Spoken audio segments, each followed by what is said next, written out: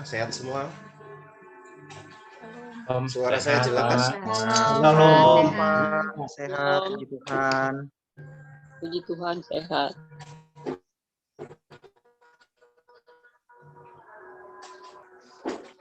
Suara saya jelas ya, Pak Ferry? Ya, jelas, Pak.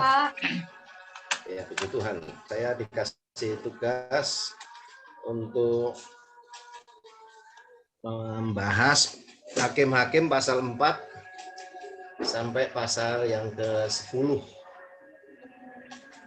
Ya. Terima kasih Pak Ferry.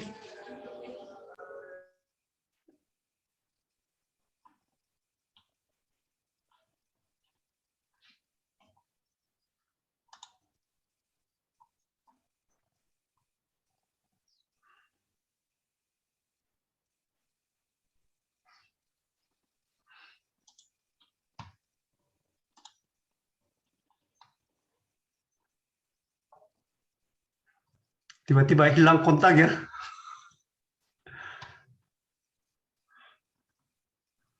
Pak Pendeta, ya suaranya mute dulu, Pak. Dia minta itu office CDK. Ya. Oke. Udah jelas ya, kasih jempol kalau jelas.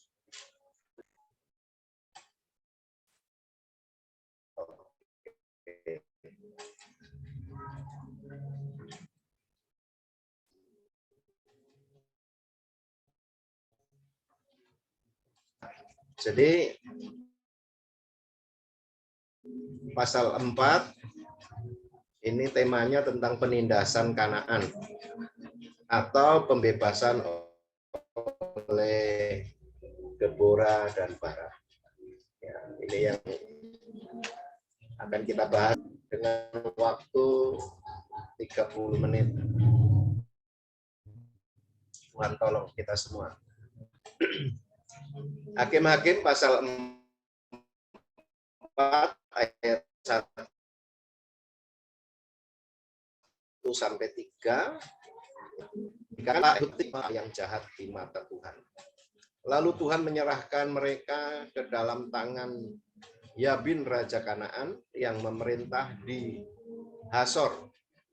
Panglima tentaranya ialah Sisera yang diam di Roset Goyim. Ayat 3, lalu orang Israel berseru kepada Tuhan. Sebab Sisera mempunyai 900 kereta besi dan 20 tahun lamanya ia menindas orang Israel. Jadi setelah Ehud mati, ya orang Israel kembali menyakiti hati Tuhan.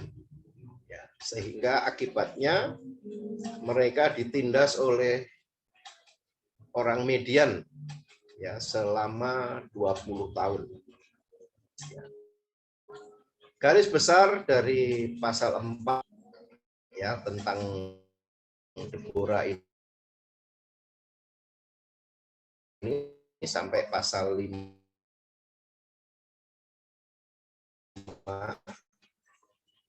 6.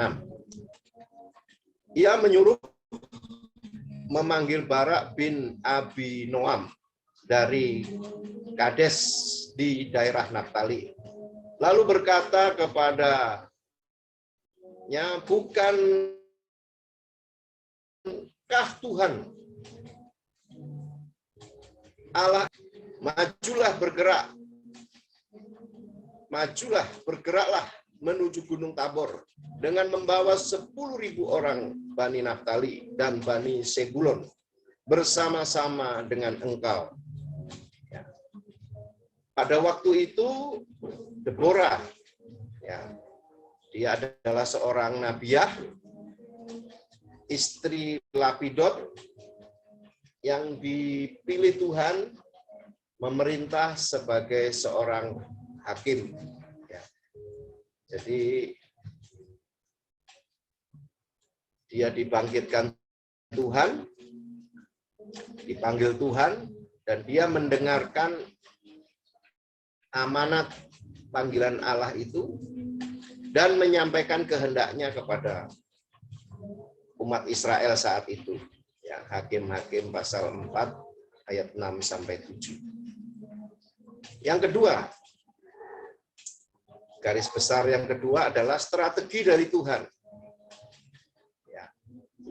Pasal 4 ayat 6 7.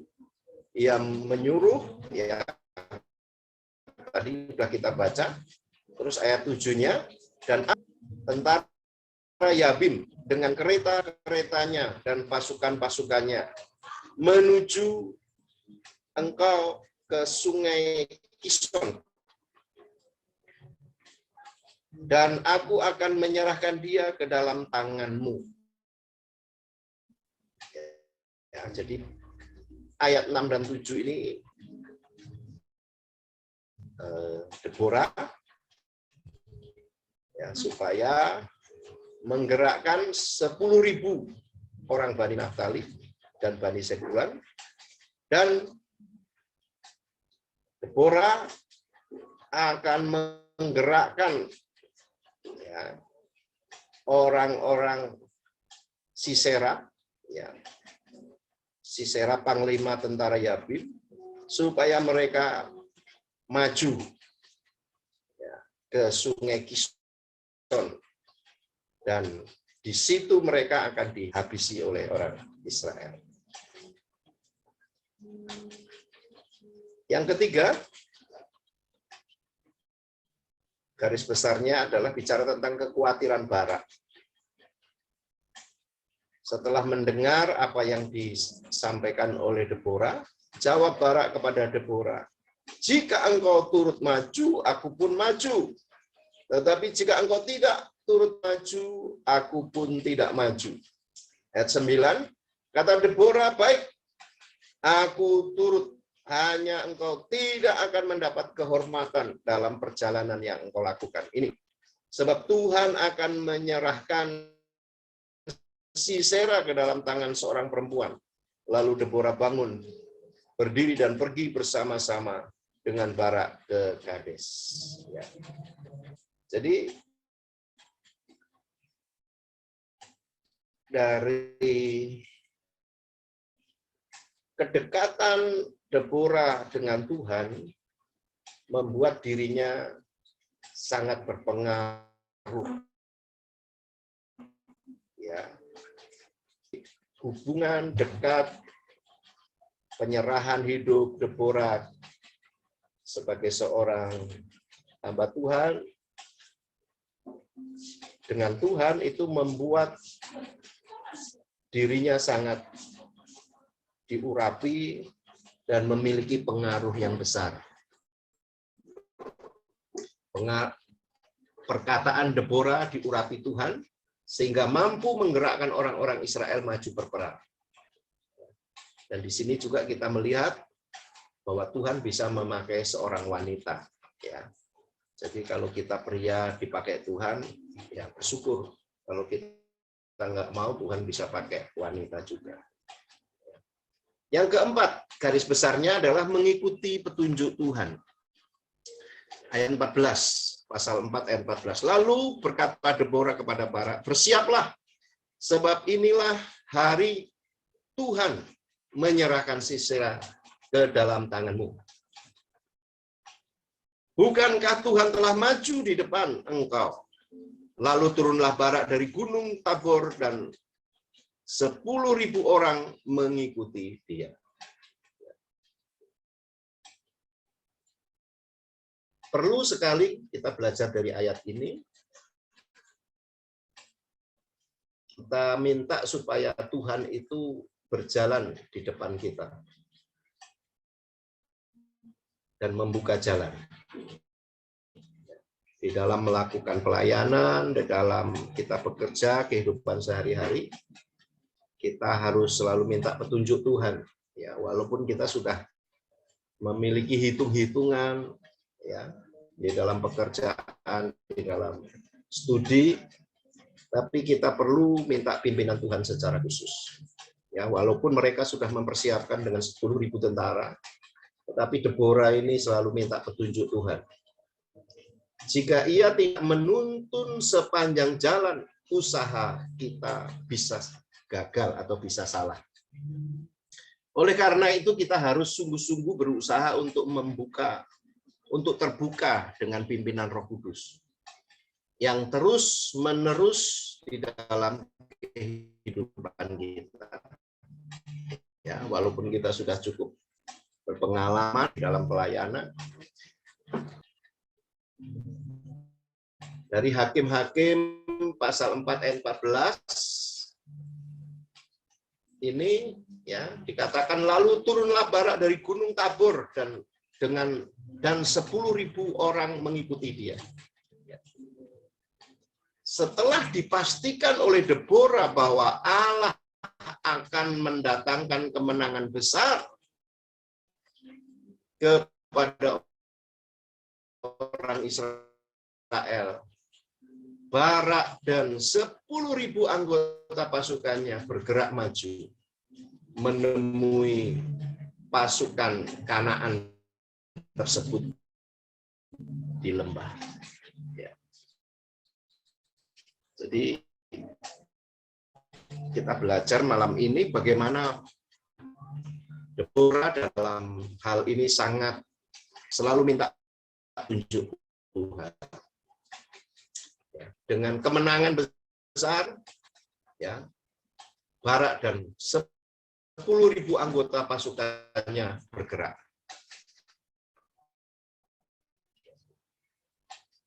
Yang kelima,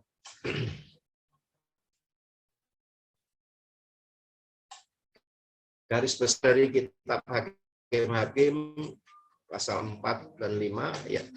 Yang kelima berisi tentang nyanyian syukur Deborah dan Barak, ya.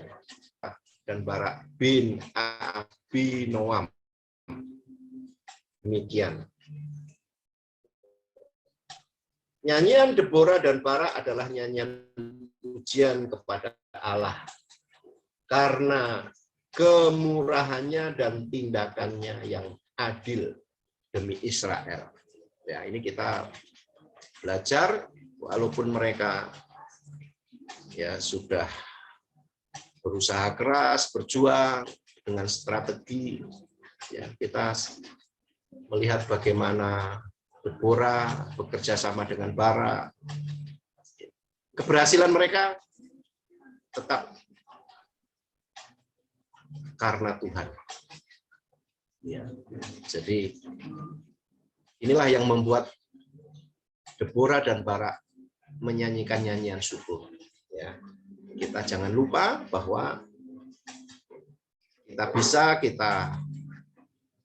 berhasil itu karena Tuhan. Ya. Walaupun kita yang membuat ya kerja keras, persiapan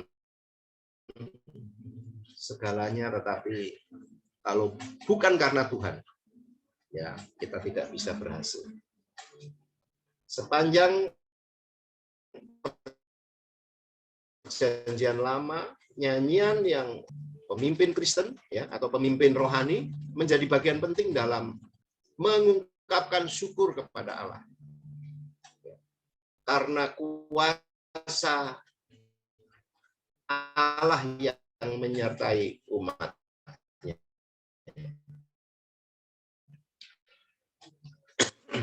Gimana selalu mereka memberikan nyanyian pujian yang dengan sepenuh hati kepada Tuhan.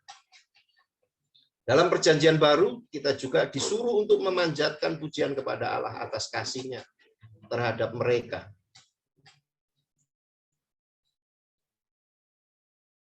Pujian yang oleh Ibrani 13 ayat 5 seringkali berbentuk suatu nyanyian. Nyanyian pujian rohani dapat dinyanyikan ya dengan akal budi, ya bahasa yang dimengerti sebagai ungkapan syukur kita kepada Tuhan. Nyanyian Deborah dan Barak adalah nyanyian pujian kepada Allah, ya, bukan untuk menunjukkan kehebatan mereka, tapi benar-benar ditujukan kepada Allah. Mereka mengucap syukur karena kemurahannya dan tindakannya yang adil demi umat Israel. Dalam catatan Deborah ini adalah salah satunya sajak yang paling tua dalam seluruh kitab suci. Diciptakan tidak lama sesudah kejadian yang dimasyhurkan olehnya. Ia adalah sebuah nyanyian kemenangan yang diberikan di mana Tuhan perang dengan musuh umatnya. Ya, Hakim-Hakim 4 ayat 20, 21, 23. Yang merupakan lawan Tuhan sendiri. Ya. Jadi nyanyian Deborah ini dicatat sebagai suatu sajak, ya, yang paling tua dalam Perjanjian Lama. Ya.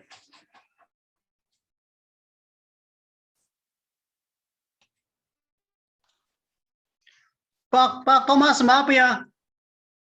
Lagu itu memuji Pak Thomas yang menanggapi seruan Deborah.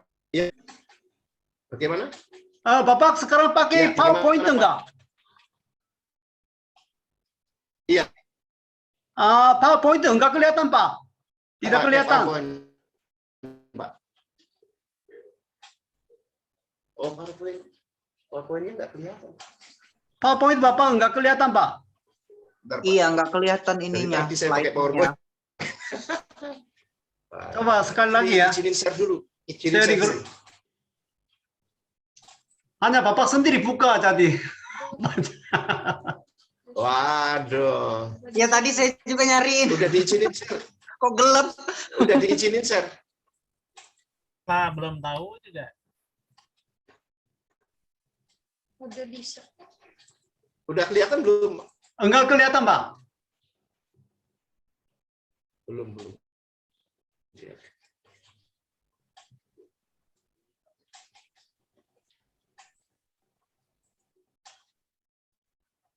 Dari tadi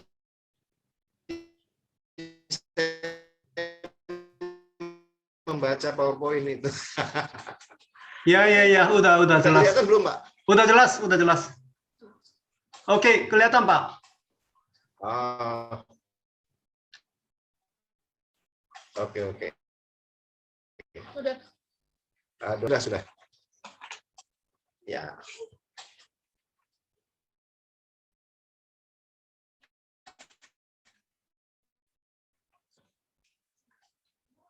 Ya, garis besarnya saya ulangi dikit ya.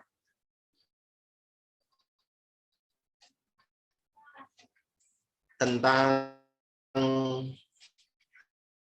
penindasan, ya.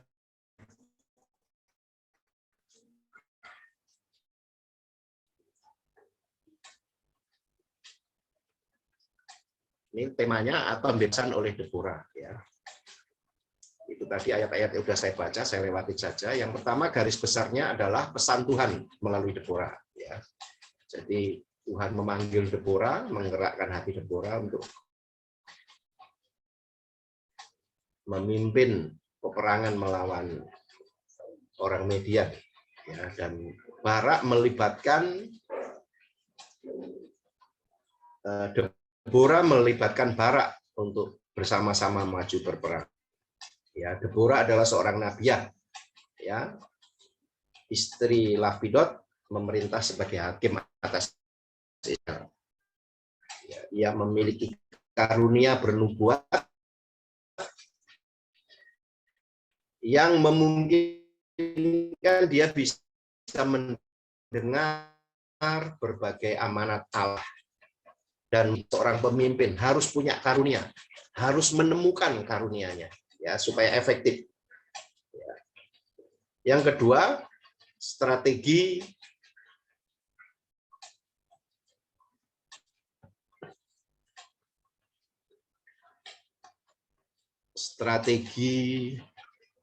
bentar.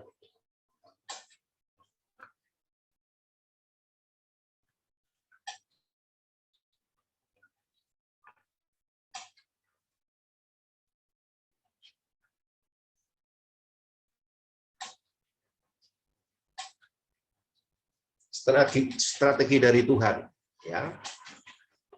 Ayat 6 dan 7 ia menyuruh memanggil Barak, ya. Dan yang ketiga adalah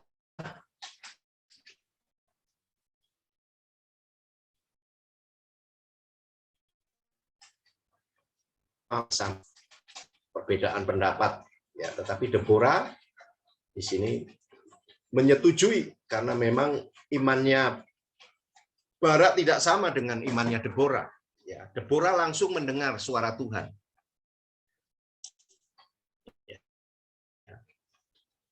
Tetapi Barak ini mendengar dari Deborah. Ya. Sehingga Barak tidak berani kalau Deborah tidak maju berperang. Ya. Tetapi Deborah bilang, baik, aku akan turut maju. Ya, hanya engkau tidak akan mendapat kehormatan. Ya, seharusnya Barak bisa yang membunuh Sisera. Ya, tetapi karena dia khawatir, maka seorang perempuan yang akhirnya Raja Kanaan itu. Yang keempat, mengikuti petunjuk Tuhan. Kita percaya kalau Tuhan memanggil kita, pasti Tuhan menyertai kita.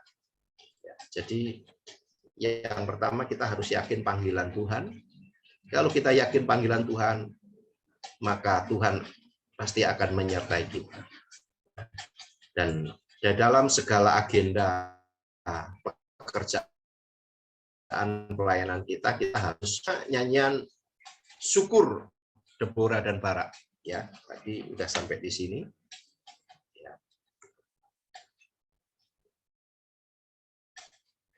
Tadi nyanyian itu berisi pujian kepada Allah, ya. Dan yang kedua, nyanyian itu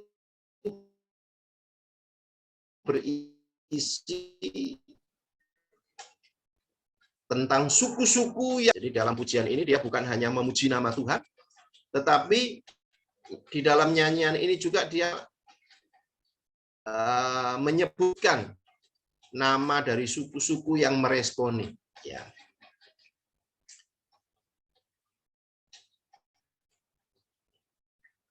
Yang berikutnya kita akan belajar tentang Gideon, ya, pasal 6 sampai pasal 8.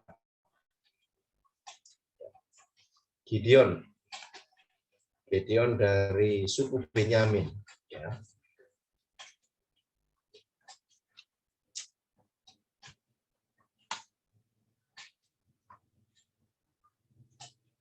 Besar yang pertama, orang Israel melakukan apa yang jahat di mata Tuhan. Ya, kitab Hakim-Hakim tentang orang Israel. Ya, setelah Yosua mati, mereka mulai ya kompromi dengan penyembahan berhala ala-ala orang Kanaan. Ya. Pasal 6 ayat 1, tetapi orang Israel melakukan apa yang jahat di mata Tuhan. Sebab itu Tuhan menyuruh mereka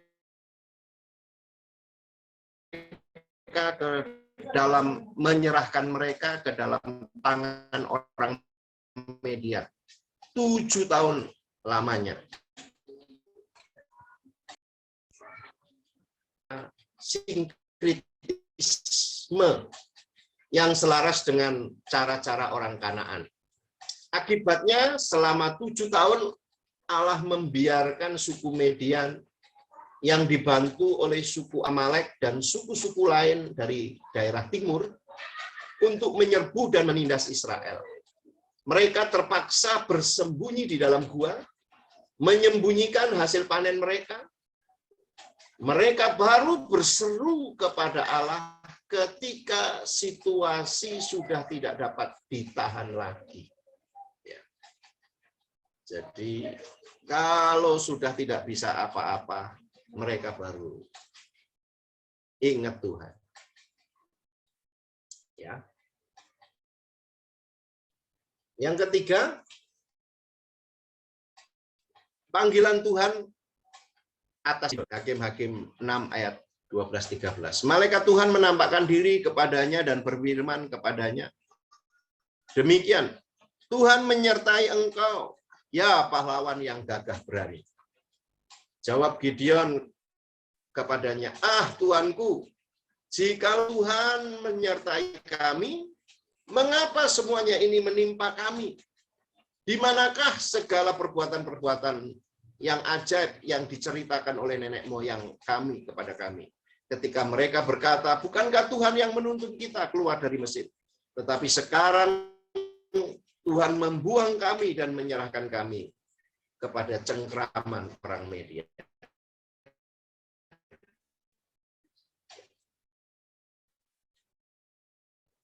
Yang keempat, Tuhan berjanji kepada dia, ya Hakim-Hakim 6 ayat 16, berfirmanlah Tuhan kepadanya, tapi akulah yang menyertai engkau. Sebab itu engkau akan memukul kalah orang Median itu sampai habis. Ya. Ayat 34, pada waktu itu roh Tuhan menyertai, ditiuplah sangkakala dan orang-orang Abiezer dikerahkan untuk mengikuti dia. Ya. Jadi bagian yang keempat dalam panggilan Tuhan kepada Gideon, ya Tuhan berjanji akan menyertai setiap orang yang seperti Gideon dengan kehadiran Allah yang aktif bersama mereka. Janji ini diberikan kepada kita juga yang hidup pada perjanjian baru. Ya. Yesus sendiri mengatakan dalam Matius 28 ayat 19 sampai 20 ya bahwa Dia akan menyertai kita sampai akhir zaman. Ayat 34, Roh Tuhan menguasai Gideon. Ya. Kata kerja menguasai secara harafiah artinya mengenakan, ya, membajui. Ya. Roh Allah sendiri mengenakan dirinya kepada Gideon supaya melengkapi untuk melayani Allah. Dan Gideon pun keluar dengan kuasa roh. Pengalaman dikuasai dan didiami oleh roh dijanjikan kepada semua orang yang percaya kepada Yesus Kristus. Ya, kita dalam zaman perjanjian baru kita juga ya mendapat janji bahwa Roh Kudus akan menyertai kita. Ya. Yang kelima, Gideon meminta tanda. Ya, sekalipun Tuhan sudah berkata kepada Gideon akan menyertai, Gideon masih ragu-ragu. Dia minta tanda. Ya. Ayat 36, 37. Ya. Dia minta 2 tanda.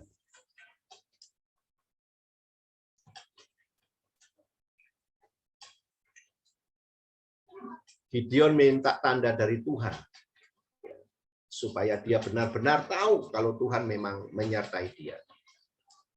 Ya, yang keenam, Gideon mengalahkan orang Median. Ya. Pasal 7 ayat 2. Berfirmanlah Tuhan kepada Gideon, lalu banyak rakyat yang bersama-sama. Ya, ini diadakan penyaringan. Ya, ini sudah sangat terkenal. Ya, mereka disuruh. Ya, diadakan 2 kali penyaringan. Ya, supaya apa? Supaya jangan orang Israel nanti memegah berkata bahwa mereka sudah mengadakan penyaringan. Petunjuk Tuhan, Hakim-Hakim 7 ayat 11. Ya. Jadi penyertaan Tuhan kepada Gideon ini sangat spesifik, ya. Karena Tuhan mengenal Gideon ini memang sebenarnya ya orang yang takut juga, ya, orang yang tidak terlalu berani. Sama seperti Yosua, Tuhan berkata berulang-ulang, jangan tawar hati, jangan kecut, ya. Artinya orang yang melayani Tuhan itu bukan orang-orang yang tidak punya kelemahan. Justru karena tanggung jawab kita itu terlalu besar sehingga kita gemetar, kita takut. Itu manusiawi. Ya, tapi kuncinya kita perlu minta Tuhan. Ya, di Hakim pasal 7 ayat 11 ini Tuhan memberi petunjuk. Maka kau dengarlah apa yang mereka katakan, kemudian engkau akan mendapatkan keberanian untuk turun menyerbu. Ya, ini luar biasa ya.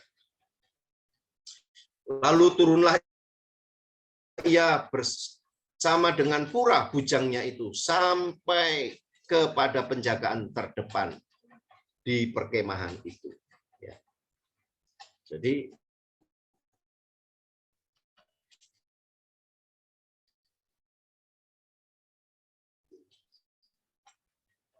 Tuhan melakukan bagian kita.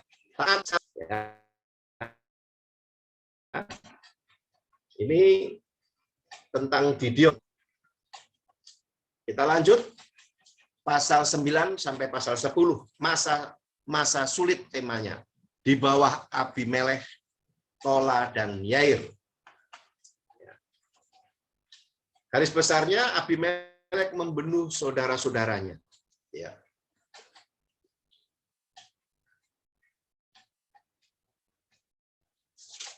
Jadi Abimelek ini salah satu keturunan dari Gideon. Ya. Gideon memiliki anak, memiliki istri sangat banyak, sehingga memiliki anak juga sangat banyak. Dan itulah yang sebetulnya menjadi malapetaka dalam kehidupan generasi Gideon. Ya. Ya, saudara-saudara kandungnya yang lain, ya. Sehingga Allah membangkitkan semangat jahat. Ya. Makanya judulnya masa-masa sulit di bawah Abimelek, Tola, dan Yair. Ya.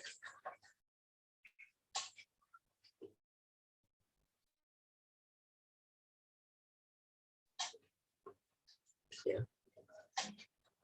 Abimelek membunuh saudara-saudaranya 70 orang. Tragedi besar yang terjadi dalam keluarga Gideon ini disebabkan oleh poligaminya. Ya, gundiknya di Sikem telah melahirkan Abimelek yang kemudian 70 saudaranya. Gideon memiliki kemampuan kepemimpinan di medan perang. Saudara perhatikan ini, penting sekali. Gideon memiliki kemampuan di medan perang, tetapi bukan di dalam rumah tangganya. Dia hebat sebagai pemimpin di dalam medan peperangan karena disertai Tuhan, tetapi dia tidak bisa menangani hawa nafsu dirinya sendiri. Allah sebaliknya sangat mementingkan keluarga. Di bawah perjanjian yang baru, ia memerintahkan agar jangan mengangkat seorang penilik jemaat apabila ia tidak bisa mengatur keluarganya sendiri. Ya. Jadi ini adalah peringatan buat kita, supaya kita sangat hati-hati, ya, bisa mengendalikan diri kita. Kisah ini tercantum dalam kitab Hakim. Oleh karena Abimelek seorang anak Gideon, jelas ceritanya itu bukan riwayat seorang hakim. Sebab Abimelek adalah anak seorang perempuan di Sikem.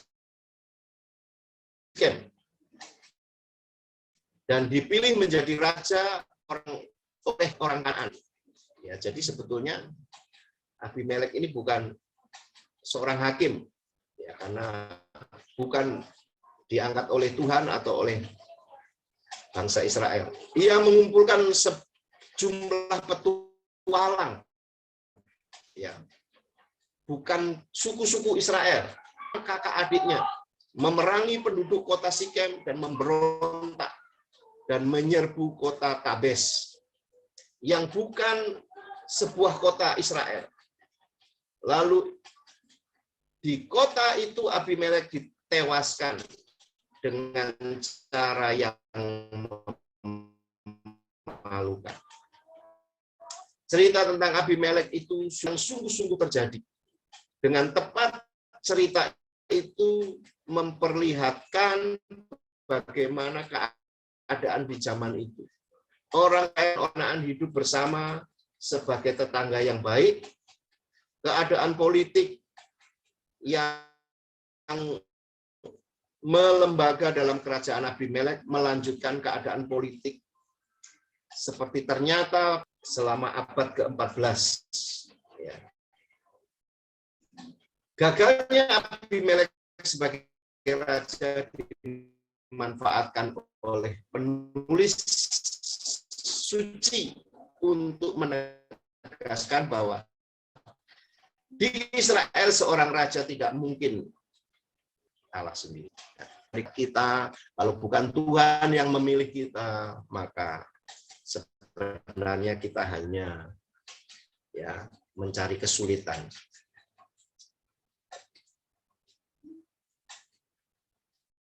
Hakim-Hakim 9 ayat 23, maka Allah membangkitkan semangat jahat di antara Abimelek.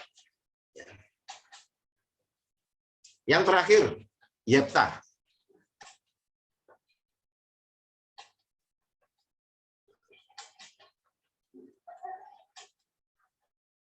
Orang Israel berbuat jahat, garis besarnya, pasal 6, pasal 10 ayat 6. Yang kedua, murka Tuhan, pasal 10 ayat 7. Yang ketiga, Israel bertobat dan Tuhan menolong, pasal 10 ayat 16. Yang keempat, Yefta mengandalkan Tuhan, pasal 11 ayat 11. Yang kelima, Nasar Yefta. Ya. Sehingga dia mempersembahkan anak perempuannya. Yang keenam, Yefta mengalahkan suku Efraim. Ya. Tidak saya bahas satu-satu ya, karena waktunya ya. Ini sebagai kesimpulan sedikit.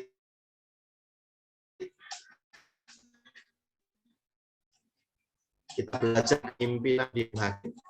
Ya. Yang pertama, pemimpin dalam kitab Hakim-Hakim itu peka terhadap suatu kebutuhan, ya, baik Deborah, Gideon, Yefta. Ya, ciri pemimpin yang dipilih Tuhan itu harus memiliki kepekaan kepada kebutuhan. Yang kedua, mereka memiliki karunia. Ya. Jadi pemimpin itu tahu karunianya. Yang ketiga, memperagakan keinginan yang besar. Ya. Jadi kalau pemimpin harus disuruh-suruh, ya, harus didorong-dorong, ya itu namanya tidak punya keinginan yang besar untuk melayani. Yang ketiga, pemimpin mengajak orang-orang, melibatkan orang lain. Ya, seperti Pak Ferry di RBF, ya, melibatkan anak-anak muda yang bisa dipercaya untuk bersama-sama melayani. Itu ciri kepemimpinan yang efektif. Yang kelima, pemimpin itu mengejar Tuhan. Ya, jadi yang utama itu persekutuannya dengan Tuhan. Sehingga Tuhan menyertai apa yang kita lakukan. Terima kasih Pak Ferry, Tuhan memberkati. Ya. Pak Thomas.